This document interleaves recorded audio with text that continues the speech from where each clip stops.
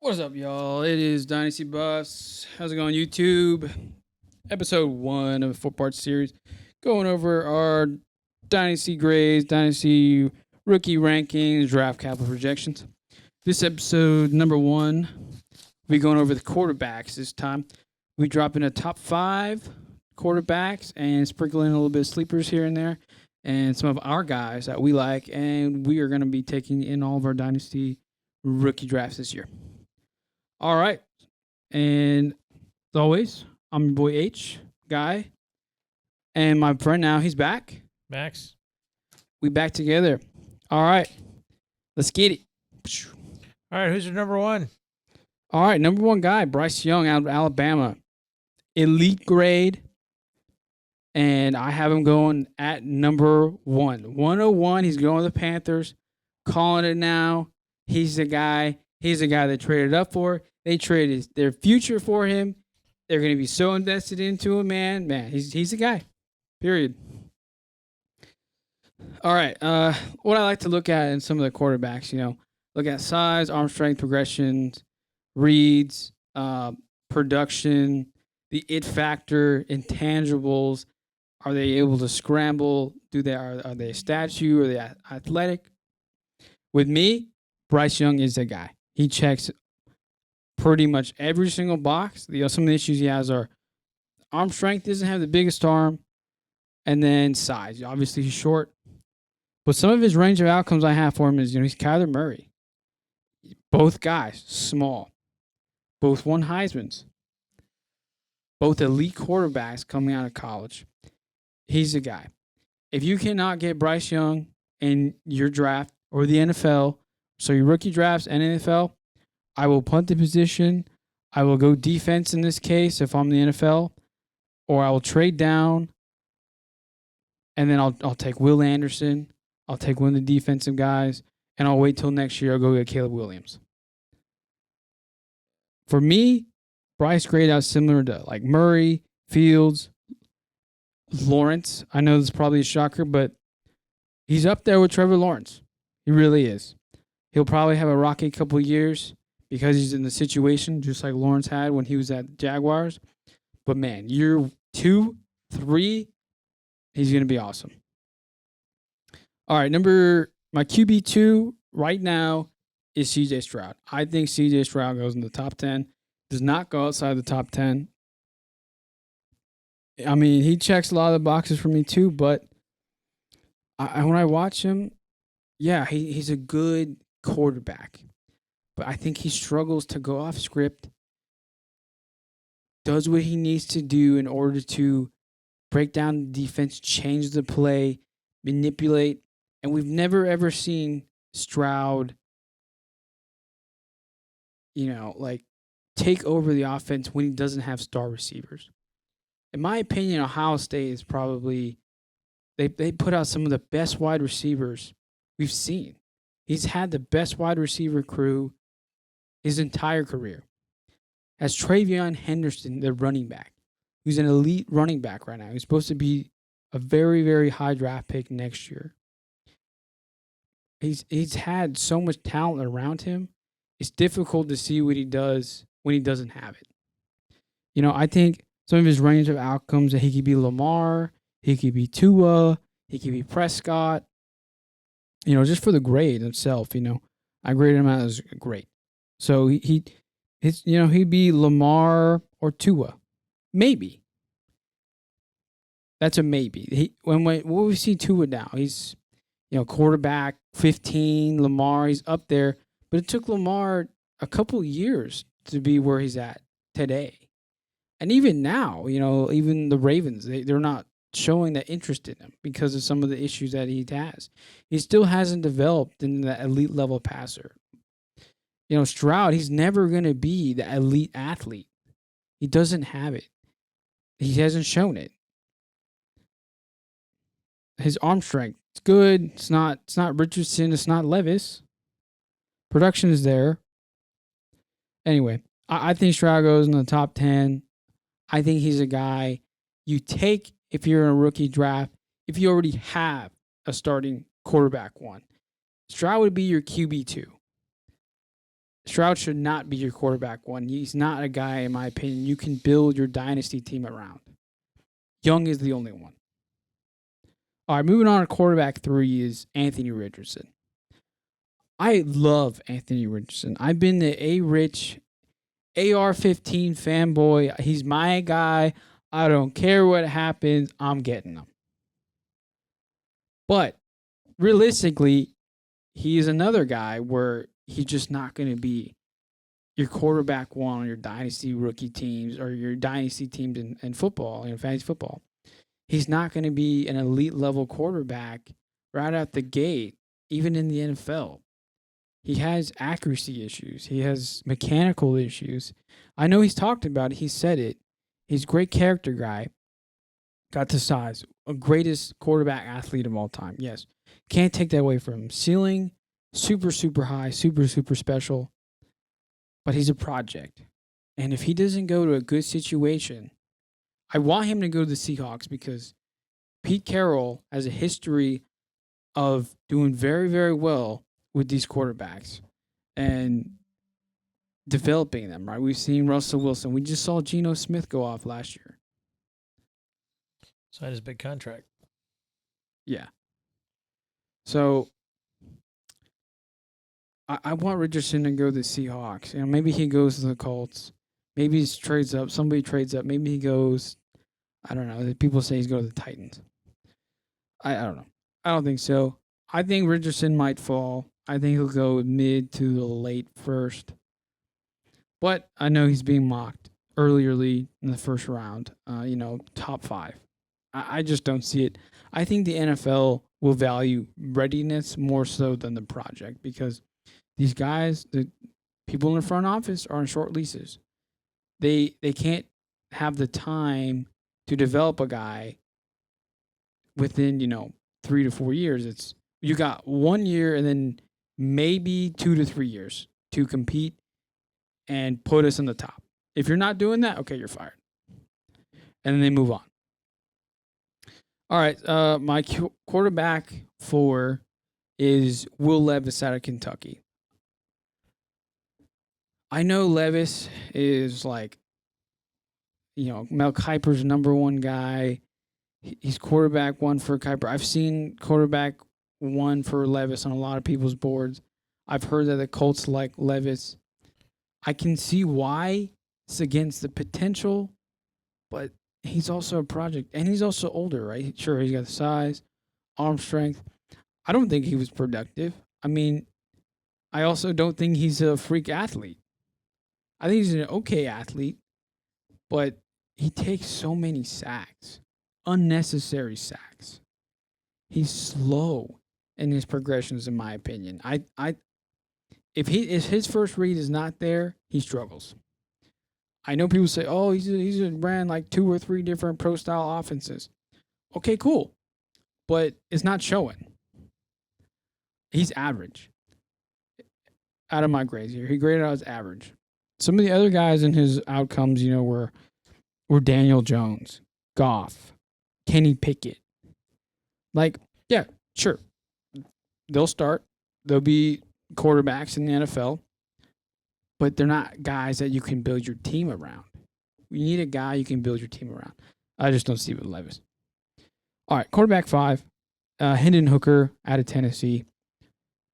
Basically the same thing with Levis, right? Another guy, quarterback 2, guy that you can't really build your team around. He's just another quarterback. I think he'll be serviceable. He'll be the game manager. I have him going in the second round right now. I just don't see the capability in Hooker to be that elite quarterback. Struggles going through his progressions, has a 1 read and then throws. The head coach at Tennessee, man, he is going to fool a lot of NFL scouts and NFL GMs with the offense that he ran. He is a great coach, man. He schemed up all his guys to the way that they needed. That way it hid all of their struggles and their issues, man. If you watch Hyatt, you watch Tillman, they're not good at anything else than what they are asked to do. Same thing with Hooker. Hooker is not good at anything that he needs to do outside of the realm of Tennessee offense. You go to the guy, tell you to, and that's it. Kind of in the NFL, take a look at the San Francisco 49ers. Look at Jimmy G. Kyle Shanahan says, Jimmy G, throw it to this guy. Jimmy G throws it to this guy. Goff, you throw to Amon St. Brown. You throw over here to Swift. You throw over here to Hawkinson, who's now gone. And that's all you're going to do. That's all they do.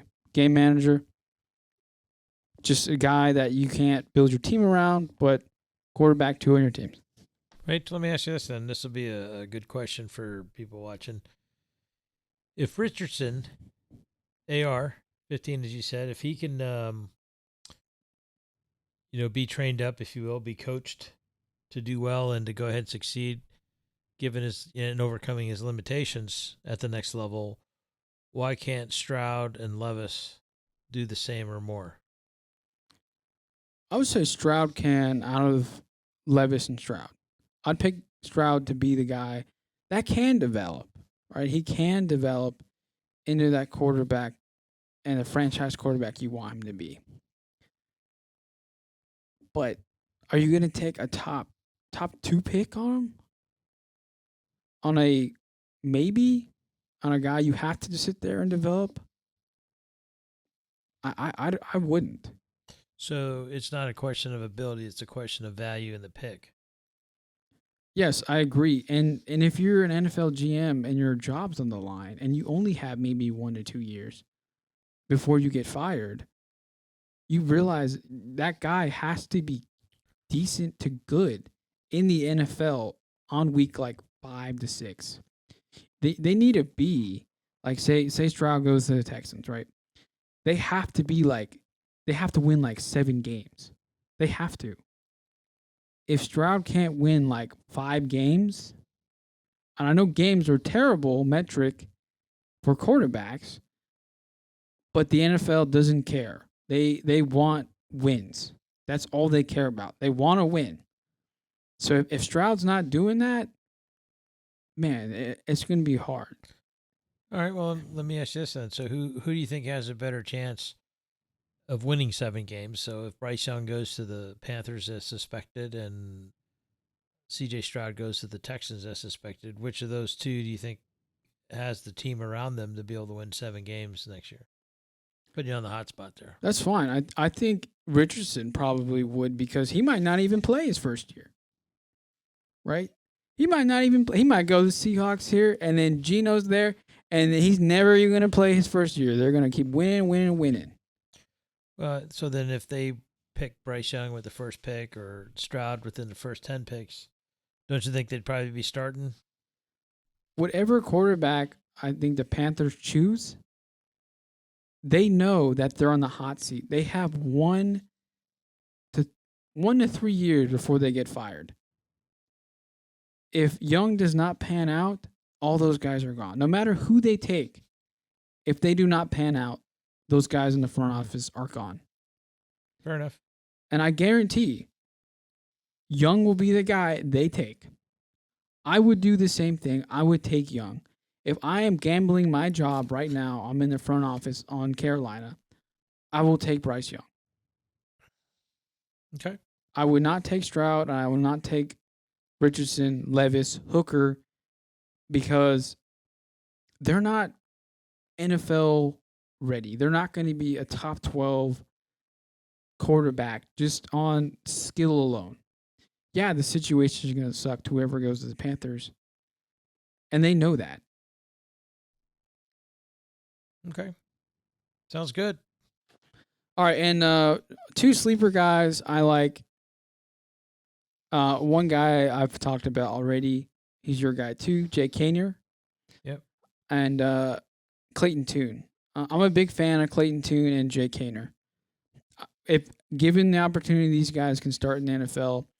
There's been comp to Taylor Heineke, Ryan Fitzpatrick, Jimmy Garoppolo, Goff, just Geno, just guys that will just start in the NFL and be good.